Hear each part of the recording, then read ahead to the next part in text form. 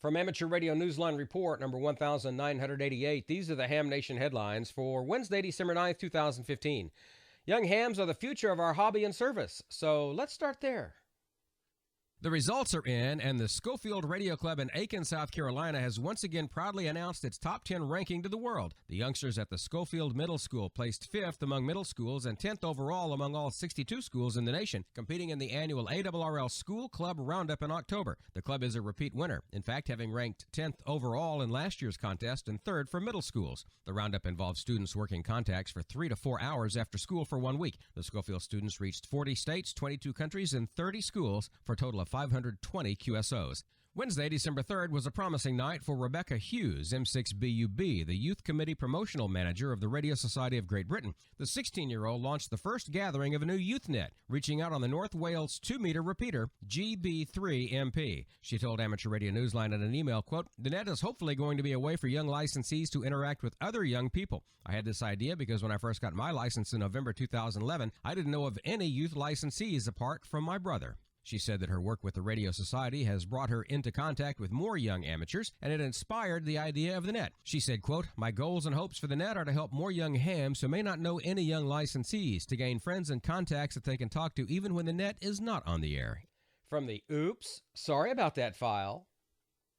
Participants in last year's 10-meter contest who received certificates may have discovered that they were intended for someone else. The problem was a formatting error in a data file that caused confusion over the mailing addresses.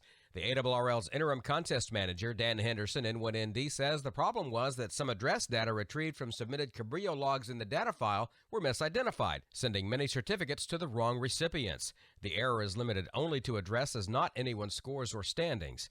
Henderson says be patient. New certificates, the correct ones, should be in the mail no later than December 11th. An emergency drill in the form of a huge coronal mass ejection sent radio amateurs scrambling early last month. Imagine an outage of all conventional communications throughout the U.S. Imagine 2 massive solar flares known as coronal mass ejections as the source of the stirred-up ionosphere behind the blackout. This was the reality for members of the Military Auxiliary Radio System and the Amateur Radio Emergency Service for 2 days beginning November 8th. It was only an exercise, but for 2 days, it was still a challenge. And ultimately, said the organizers, it was a success. Mars operators were given the directive to make direct contact with as many radio amateurs in the nation's 3,142 counties as possible, using mainly HF, VHF, and UHF repeaters.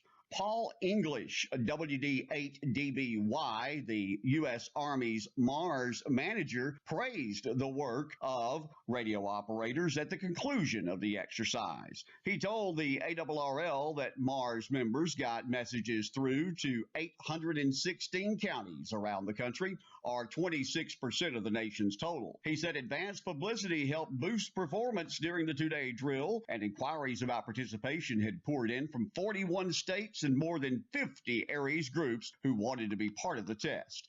For Amateur Radio Newsline, I'm Bobby Best, WX4ALA in Jasper, Alabama. And that's all from the Amateur Radio Newsline, your independent source for amateur radio news for over 37 years and counting at www.arnewsline.org. With Bobby Best, WX4ALA, Karen Eve Murray, KD2GUT at the news desk in New York, and our news team worldwide, I'm Don Wellbanks, AE5DW.